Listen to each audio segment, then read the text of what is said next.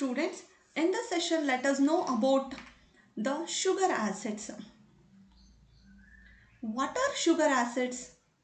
Sugar acids are derived monosaccharides which are obtained by the oxidation of the first carbon, that is, which is having aldehyde group, oxidation of the first carbon aldehyde group to carboxylic group, or the last carbon having CH2OH groups to group to COOH group, or both, are nothing but the sugar acids.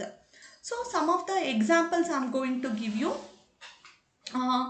ಅಂದರೆ ಇದನ್ನು ನಾನು ಕೆಲವು example ಕೊಟ್ಟು ಹೇಳಿದ್ರೆ ನಿಮಗೆ ಚೆನ್ನಾಗಿ ಗೊತ್ತಾಗುತ್ತೆ. So ಒಂದು ವೇಳೆ in case if the first carbon atom having aldehyde group, if it undergoes oxidation to COOH group, then those sugar molecules are called as aldonic acids.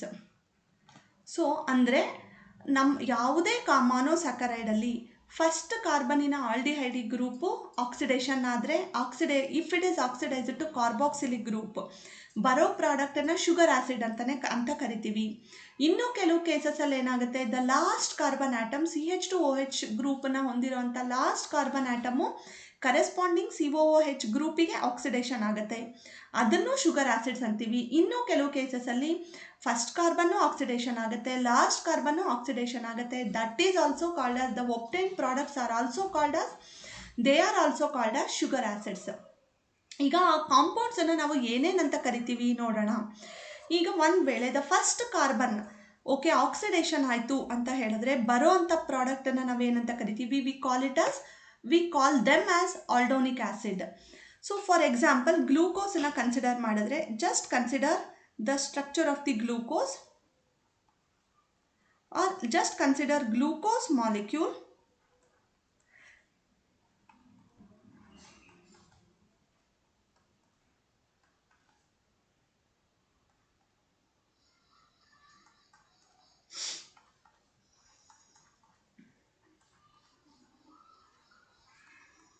In glucose molecule, if it undergoes oxidation at this aldehyde group, ಈ first carbon ಹತ್ರ oxidation ಆದಾಗ ಏನಾಗುತ್ತೆ, ನಿಮಗೆಲ್ರಿಗೂ ಗೊತ್ತಿದೆ, aldehyde group oxidation ಆಯಿತು ಅಂತ ಹೇಳಿದ್ರೆ carboxylic group form ಆಗುತ್ತೆ. So therefore corresponding ಆಗಿ ಏನು ಬರುತ್ತೆ ಅಂತ ಹೇಳಿದ್ರೆ, ದ ಫಸ್ಟ್ ಕಾರ್ಬನ್ ಏನಾಗುತ್ತೆ COOH ಫಾರಮಿಗೆ ಕನ್ವರ್ಟ್ ಆಗುತ್ತೆ. ಇನ್ನು ಮಿಕ್ಕಿರೋ ಸ್ಟ್ರಕ್ಚರ್ ಎಲ್ಲ ಏನಾಗಿರುತ್ತೆ, ಏನೂ ಚೇಂಜಸ್ ಇರಲ್ಲ, ಆ್ಯಸ್ ಇಟ್ ಈಸ್ ಗ್ಲೂಕೋಸಲ್ಲಿ ಏನಿರುತ್ತೋ ಅದೇ ರೀತಿ, there is no change in the remaining structure.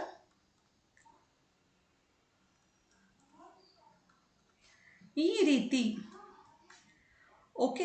if this any sugar molecule, if it undergoes oxidation at the first carbon atom aldehyde group to the corresponding COOH group, that is called as then the obtained product is called as aldonic acid in general. ಈ general ಆಗಿ ನಾವು ಆಲ್ಡೋನಿಕ್ acid ಅಂತ ಕರಿತೀವಿ. ಈ ಕೇಸಲ್ಲಿ ನಾವೇನಂತ ಕರಿತೀವಿ ಅಂತ ಹೇಳಿದ್ರೆ, here it is called as gluconic acid. So here glucose is oxidised aldonic acid. It is an aldonic acid of glucose. That's why we say it as, ಇದನ್ನು ನಾವೇನಂತ ಕರಿತೀವಿ, ಗ್ಲೂಕೋನಿಕ್ ಆ್ಯಸಿಡ್ ಅಂತ ಕರಿತೀವಿ. ಇದೇ ರೀತಿ ಏನಾಗಬಹುದು ಅಂತ ಹೇಳಿದ್ರೆ, ಗ್ಯಾಲಕ್ಟೋಸ್ ಇದ್ದಿದ್ದು it is oxidised to galactonic acid. The gluconic acid, galactonic acid.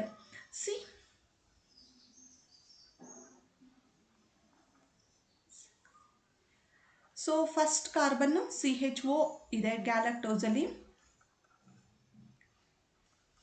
ಈಗ ನಾನು ಯಾವ ಶುಗರಿನ ಸ್ಟ್ರಕ್ಚರ್ ಬರಿತಾ ಇದ್ದೀನಿ, ಗ್ಯಾಲಕ್ಟೋಸಿನ ಸ್ಟ್ರಕ್ಚರನ್ನು ಬರಿತಾ ಇದ್ದೀನಿ. So if this galactose is oxidized, ಈ ಗ್ಯಾಲಕ್ಟೋಸು ಆಕ್ಸಿಡೇಷನ್ ಆಯಿತು at the first carbon atom ಅಂತ ಹೇಳಿದ್ರೆ, this aldehyde group is converted to carboxyl group. So ಏನಾಗುತ್ತೆ, CHO ಇದ್ದಿದ್ದು COOH ಆಗುತ್ತೆ. It is HOH, third carbon OHH, fourth carbon OHH, I mean there is no change in the structure of configuration of remaining carbon atom. So ಇದನ್ನು ನಾವೇನಂತ ಕರಿಬೋದು, see only the first carbon atom has been oxidised to carboxyl group. ಹಾಗಾಗಿ ಇದು galactose ಇದ್ದಿದ್ದು, it is an aldonic acid of galactose. ಅದನ್ನು ನಾವೇನಂತ ಕರಿತೀವಿ, simply we call it as galactonic acid. ಇದೇ ರೀತಿ ಏನಾಗಬಹುದು ಅಂತ ಹೇಳಿದ್ರೆ, ಕೆಲವು ಶುಗರ್ಸ್ಗಳು ಅಂದರೆ ಇದನ್ನು ಆಲ್ಡೋನಿಕ್ ಆಸಿಡ್ಸ್ ಅಂತ ಬರುತ್ತೆ. ಸೊ ಅಂದರೆ ಯಾವುದೇ sugar the first carbon atom ಹತ್ರ ಆಲ್ಡಿಹೈಡಿಕ್ ಗ್ರೂಪ್ ಇದ್ದರೆ, the aldehyde group of the first carbon atom of any sugar, if it is oxidized, we are definitely going to have aldonic acids. ಅದು ಯಾವ sugar ಇರುತ್ತೋ ಅದರ ಓನಿಕ್ acid ಅಂತ ಹೇಳಬೇಕಂದ್ರೆ, glucose oxidation ಆಯಿತು ಅಂತ ಹೇಳಿದ್ರೆ ಗ್ಲೂಕೋನಿಕ್ ಆಸಿಡ್ ಬರುತ್ತೆ. ಗ್ಯಾಲಕ್ಟೋಸ್ ಆಕ್ಸಿಡೇಷನ್ ಆಯಿತು ಅಂತ ಹೇಳಿದ್ರೆ we are going to have galactonic acid. So this is about these are one kind of sugar acids. In some cases what happens anta helidre, nodri the last carbon atom which is having CH2OH group, that last carbon atom undergoes oxidation to carboxyl group. andre illi last carbon atom enagutte oxidation agutte. first carbon hage irutte. Okay, if there is an oxidation of this last carbon atom, ಇದು ಯಾವ structure ಹೇಳಿ ನಾನು ಬರೆದಿರೋದು, this is the structure of glucose. ಈ last carbon atom oxidation ಆಯಿತು ಅಂದರೆ, if it is oxidised to carboxyl group, then the obtained sugar is called as uronic acid. So in this case we are going to have the uronic acid of the glucose. ಹಾಗಾಗಿ ಕಾಂಪೌಂಡನ್ನು ನಾವೇನಂತ ಕರಿತೀವಿ, ಗ್ಲೂಕ್ಯುರೋನಿಕ್ acid ಅಂತ ಕರಿತೀವಿ.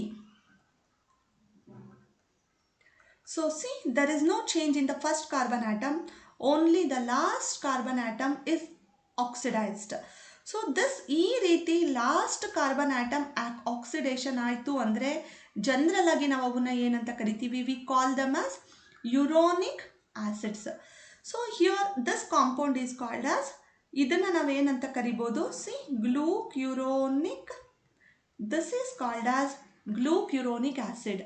ಇದೇ ರೀತಿ galactose ಕೂಡ ಏನಾಗುತ್ತೆ, thus in a same manner this galactose also undergoes oxidation. ಇಲ್ಲೇ ಬರೆದ್ಬಿಡ್ತಾನೆ, ಈ ಗ್ಯಾಲಕ್ಟೋಸ್ ಕೂಡ ಏನಾಗ್ಬೋದು, ಈ ಲಾಸ್ಟ್ ಕಾರ್ಬನಲ್ಲಿ ಆಕ್ಸಿಡೇಷನ್ ಆಯಿತು ಅಂತ ಹೇಳಿದ್ರೆ ಏನಾಗುತ್ತೆ, ಉಳಿದಿರೋ ಫಸ್ಟ್ ಕಾರ್ಬನ್ ಹಾಗೆ ಇರುತ್ತೆ, there is no change in the first carbon atom.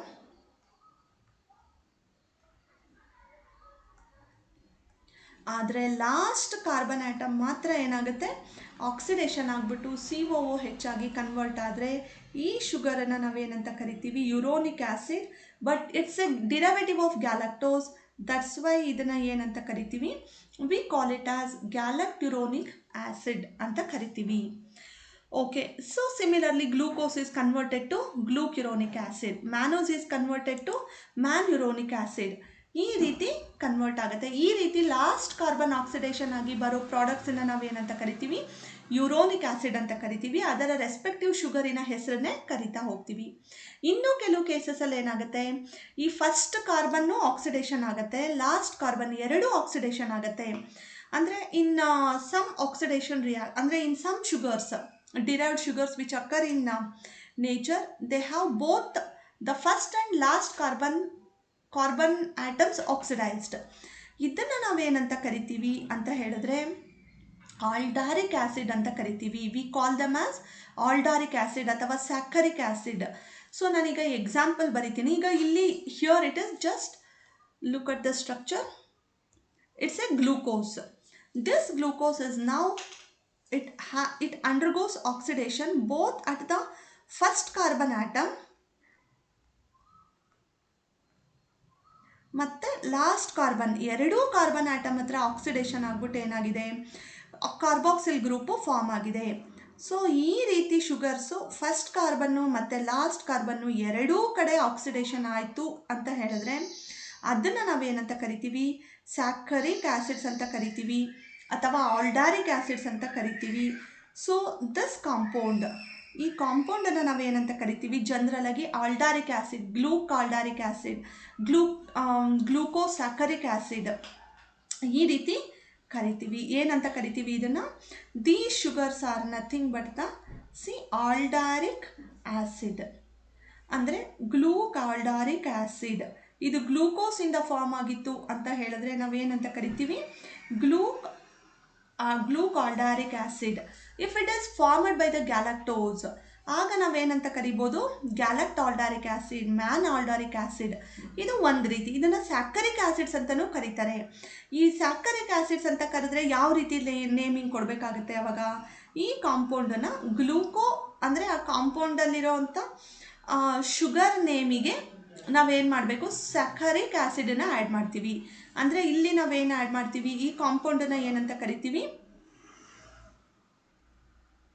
ಇದನ್ನು ಗ್ಲೂಕೋಸ್ಯಾಕರಿಕ್ ಆ್ಯಸಿಡ್ ಅಂತಲೂ ಕರಿತೀವಿ. ಇದು ಗ್ಯಾಲಕ್ಟೋಸಿಂದ ಫಾರ್ಮ್ ಆದರೆ ಏನಂತ ಕರಿತೀವಿ? ಗ್ಯಾಲಕ್ಟೋಸ್ಯಾಕರಿಕ್ ಆ್ಯಸಿಡ್ ಅಂತ ಕರಿತೀವಿ. ಮ್ಯಾನೋಸಿಂದ ಫಾರ್ಮ್ ಆಯಿತು ಅಂತ ಅಂದರೆ ಏನಂತ ಕರಿತೀವಿ? ವಿ ಕಾಲ್ ದಮ್ ಆಸ್ ಮಾನೋಸಿಂದ ಫಾರ್ಮ್ ಆಯಿತು ಅಂತ ಹೇಳಿದ್ರೆ ಅದನ್ನು ನಾವೇನಂತ ಕರಿತೀವಿ? ಮ್ಯಾನೋಸ್ಯಾಕರಿಕ್ ಆ್ಯಸಿಡ್ಸ್ ಅಂತ ಕರಿತೀವಿ. ಸೊ ಇದನ್ನು ನಾನು ಸಮ್ಮರೈಸ್ ಮಾಡಬಹುದು ಅಂತ ಹೇಳಿದ್ರೆ ಏನು ಮಾಡ್ಬೋದು? ಯಾವ ರೀತಿ ಅಂತ ಹೇಳಿದ್ರೆ ಮಾನೋಸ್ಯಾಕರೈಡ್ಸ್ ಇದೆ. ಈ ಮಾನೋಸ್ಯಾಕರೈಡ್ಸು ಆಲ್ಡಿಹೈಡಿಕ್ ಗ್ರೂಪ್ ಹತ್ರ ಮಾತ್ರ ಆಕ್ಸಿಡೇಷನ್ ಆಗುತ್ತೆ, but not in any other position.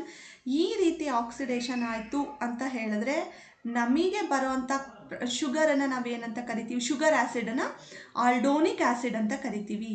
If it undergoes oxidation at the last carbon atom, ಅಂದರೆ CH2OH ಗ್ರೂಪ್ ಹತ್ರ ಆಕ್ಸಿಡೇಷನ್ ಆಯಿತು ಅಂತ ಹೇಳಿದ್ರೆ we say it as uronic acid ಅಂತ ಕರಿತೀವಿ. ಅದನ್ನು ನಾವೇನಂತ ಕರಿತೀವಿ? ಯುರೋನಿಕ್ ಆ್ಯಸಿಡ್ ಅಂತ ಕರಿತೀವಿ. ಒಂದು ವೇಳೆ ನಮ್ಮ sugar it undergoes oxidation both at the first carbon atom and at the last carbon atom, ಆಗ ಬರೋವಂಥ ಪ್ರಾಡಕ್ಟ್ಸನ್ನು ನಾವೇನಂತ ಕರಿತೀವಿ ನೋಡಿ? ಆಲ್ಡಾರಿಕ್ ಆ್ಯಸಿಡ್ಸ್ ಅಂತನಾದರೂ ಕರಿಬಹುದು. Or they can be called as saccharic acids. ಈ ಆಲ್ಡೋನಿಕ್ ಆ್ಯಸಿಡ್ಗೆ if it is obtained from the glucose ಏನಂತೀವಿ? Gluconic acid ಅಂತ ಕರಿಬೋದು. ಇದು ಅಂದರೆ ಗ್ಲೂಕೋಸು ಫಸ್ಟ್ ಕಾರ್ಬನ್ COOH ಇತ್ತು ಅಂತ ಹೇಳಿದ್ರೆ ಇನ್ಸ್ಟೆಡ್ ಆಫ್ CHO ಇದನ್ನು ನಾವೇನಂತ ಕರಿಬೋದು? ಗ್ಲೂಕೋನಿಕ್ ಆ್ಯಸಿಡ್. ಗ್ಯಾಲಕ್ಟೋಸಿಂದ ಬಂದಿದ್ರೆ ಗ್ಯಾಲಕ್ಟೋನಿಕ್ ಆ್ಯಸಿಡ್ ಈ ರೀತಿ ಕರಿತೀವಿ. Gluconic acid, galactonic acid. Uronic acid ಅಂದರೆ ಲಾಸ್ಟ್ ಕಾರ್ಬನ್ ಆಕ್ಸಿಡೇಷನ್ ಆದರೆ ಏನಂತ ಕರಿತೀವಿ? We say it as glucuronic acid. ಇದನ್ನು ನಾವೇನಂತ ಕರಿತೀವಿ? ಗ್ಲೂಕ್ಯುರೋನಿಕ್ ಆ್ಯಸಿಡ್ ಅಂತ ಕರಿತೀವಿ. ಗ್ಯಾಲಕ್ಟೋಸಿಂದ ಬಂದ if it is derived from the galactose ಅದನ್ನು ನಾವೇನಂತ ಕರಿತೀವಿ? Then we call it as galacturonic acid ಅಂತ ಕರಿತೀವಿ. ಒಂದು ವೇಳೆ ದ ಫಸ್ಟ್ ಕಾರ್ಬನ್ನು ಲಾಸ್ಟ್ ಕಾರ್ಬನ್ ಎರಡೂ ಆಕ್ಸಿಡೇಷನ್ ಆಗಿಬಿಟ್ಟು COOH ಗ್ರೂಪಿಗೆ ಬಂತು ಅಂತ ಹೇಳಿದ್ರೆ ಅದನ್ನು ಆಲ್ಡಾರಿಕ್ ಆ್ಯಸಿಡ್ ಅಂತೀವಿ. ಅಂದರೆ glucaldaric acid, ಗ್ಯಾಲಕ್ಟಾಲ್ಡಾರಿಕ್ acid or ಸ್ಯಾಕರಿಕ್ acid ಅಂತಲೂ ಕರಿತೀವಿ. ಅಂದರೆ ಸ್ಯಾಕರಿಕ್ ಆ್ಯಸಿಡ್ ಇದ್ದಾಗ ಏನಾಗುತ್ತೆ? ಗ್ಲೂಕೋ, ಮ್ಯಾನೋ, ಗ್ಯಾಲಕ್ಡೋ ಅನ್ನೋ ಟರ್ಮನ್ನ ಸ್ಯಾಕರಿಕ್ ಆ್ಯಸಿಡಿಗೆ ಆ್ಯಡ್ ಮಾಡ್ತೀವಿ. ಆಗ ಏನಾಗುತ್ತೆ? ಗ್ಲೂಕೋಸ್ಯಾಕರಿಕ್ ಆ್ಯಸಿಡ್ ಆಗುತ್ತೆ. ದೆನ್ ಇಟ್ ಈಸ್ ಏನಾಗುತ್ತೆ? ಗ್ಯಾಲಕ್ಟೋಸ್ಯಾಕರಿಕ್ ಆ್ಯಸಿಡ್ ಪ್ರೊಡ್ಯೂಸ್ ಆಗುತ್ತೆ. ಈ ರೀತಿ ಮ್ಯಾನೋಸ್ಯಾಕರಿಕ್ ಆ್ಯಸಿಡು ಎಲ್ಲ ಶುಗರ್ಸು ಬರುತ್ತೆ. ಈ all these 3 families of sugars are called as sugar acids ಅಂತ ನಾವು ಕರಿಬಹುದು. These are all called as sugar acids. Now let us know about the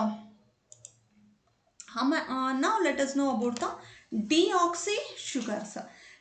ಇವತ್ತಿನ ಟಾಪಿಕ್ ನಾನು ಏನು ಹೇಳ್ತಾ ಇದ್ದೀನಿ ಅಂತ ಹೇಳಿದ್ರೆ ಡಿರೈವ್ಡ್ ಮಾನೋಸ್ಯಾಕರೈಡ್ಸಲ್ಲಿ ಅಮೈನೋ ಶುಗರ್ಸ್ ಬರುತ್ತೆ, sugar acids and deoxy sugars. Already amino sugars I had explained you about amino sugars already. So in this session I'm going to explain you about sugar acids and deoxy sugars. Now I'm going to explain you about this deoxy sugars. ಏನು ಈ deoxy sugars ಅಂತ ಅಂದರೆ in any monosaccharide if any of the OH group if it is replaced by the H, ಅಂದರೆ O H group ಬದಲು ಯಾವುದೇ ಮಾನೋಸ್ಯಾಕರೈಡಲ್ಲಿ ಓ H group ಬದಲು ಹೆಚ್ಚಿತ್ತು ಅಂತ ಹೇಳಿದ್ರೆ ಆ ಶುಗರನ್ನು ನಾವೇನಂತ ಕರಿತೀವಿ, ಡಿಯಾಕ್ಸಿ ಶುಗರ್ ಅಂತ ಕರಿತೀವಿ. ದ ಬೆಸ್ಟ್ ಎಕ್ಸಾಂಪಲ್ ಈಸ್ ಅಂದರೆ ಓ ಹೆಚ್ ಬದಲು ಹೆಚ್ಚಿರುತ್ತೆ. The best and the most common example is ಯಾವುದು ಅಂತ ಹೇಳಿದ್ರೆ 2-ಡಿಯಾಕ್ಸಿ ರೈಬೋಸ್. 2-ಡಿಯಾಕ್ಸಿ ರೈಬೋಸ್. ಅದು ಯಾವ ಕಾರ್ಬನ್ನಲ್ಲಿ ಓ ಹೆಚ್ ಬದಲು ಹೆಚ್ಚಿರುತ್ತೋ ಅದರ ಪೊಸಿಷನನ್ನು ಇಂಡಿಕೇಟ್ ಮಾಡ್ತೀವಿ. So in the deoxyribose, if the second O H group is replaced by the H, then it is called as 2-deoxyribose. Let us know the structure of the 2-deoxyribose. ಈ 2-deoxyribose ಎಲ್ಲೆಲ್ಲಿರುತ್ತೆ ನಿಮಗೆ ಗೊತ್ತಿದೆ ಅಥವಾ D N ಎನಲ್ಲಿ deoxyribose sugar ಅಂತ ಏನು ನೀವು ಕೇಳಿದಿರಲ್ವಾ, that is all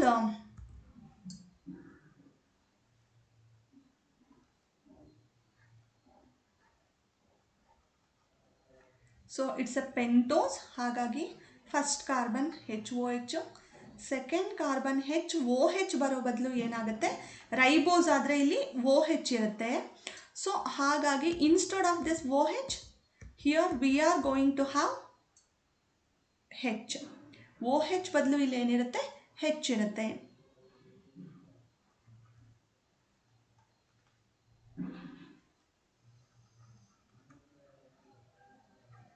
So this compound, see, at the second carbon atom, this OH group is replaced by the H. Therefore, this sugar is known as 2-deoxyribose.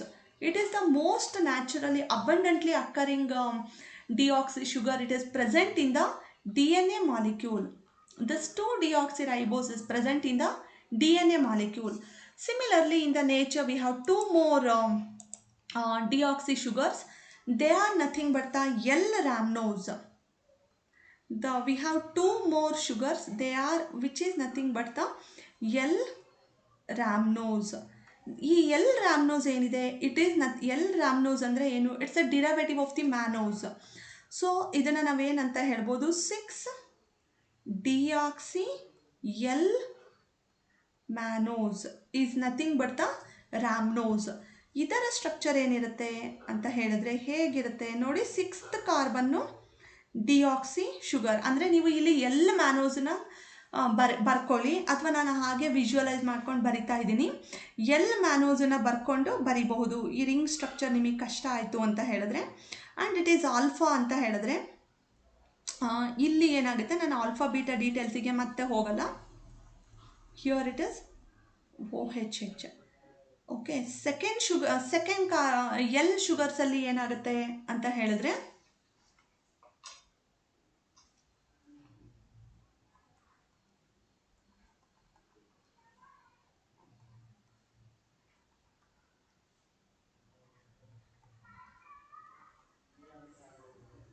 But ನೋಡಿ ಈ 6th carbon atom ಏನಾಗಿದೆ, instead of CH2OH it is CH3.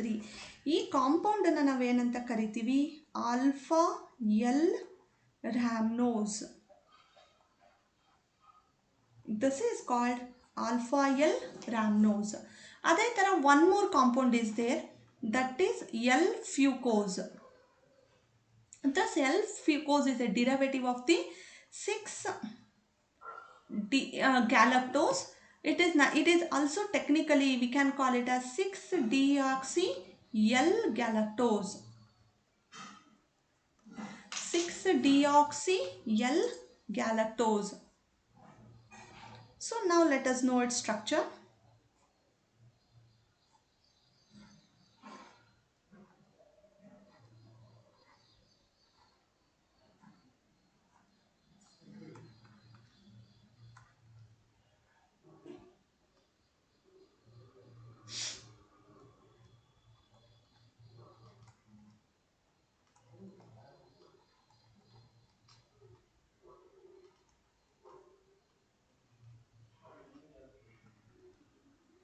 ಇಲ್ಲಿ ಏನಾಗುತ್ತೆ, ಹೆಚ್ಚಿರುತ್ತೆ, because ಇದೆಲ್ಲ L sugar ಆಗಿರೋದ್ರಿಂದ 6th carbon atom ಏನಾಗುತ್ತೆ, CH3 ಆಗಿರುತ್ತೆ.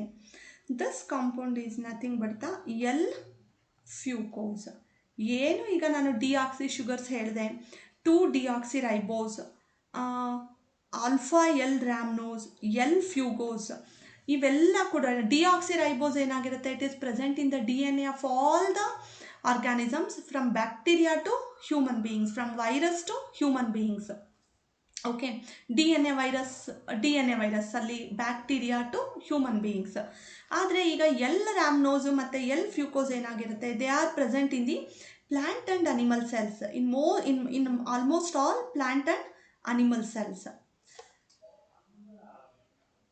ಸೊ ಸ್ಟೂಡೆಂಟ್ಸ್, ನಾನೀಗ ಏನೇನು ಹೇಳಿದೆ, ಡಿಆಕ್ಸಿ ಶುಗರ್ಸಲ್ಲಿ ತುಂಬ ನೇಚರಲ್ಲಿ ಅಬಂಡೆಂಟ್ ಆಗಿರೋವಂಥ 3 ಡಿಆಕ್ಸಿ ಶುಗರ್ಸನ್ನು ನಾನು ಎಕ್ಸಾಂಪಲ್ ಕೊಟ್ಟೆ. ಡಿಆಕ್ಸಿ ಶುಗರ್ಸ್ ಅಂದರೆ ಏನು? These are the sugars that are obtained, these are the sugars in which any of the OH group is, if any of the OH group is replaced by H, then they are called as deoxy sugars. The most abundant and naturally occurring deoxy sugars are 3 ಇದೆ naturally occurring deoxy sugars. One is 2-deoxyribose and another one is rhamnose, L-rhamnose, and the third one is L-fucose. So that's all about this sugar derived sugars, sugar acids and deoxy sugars.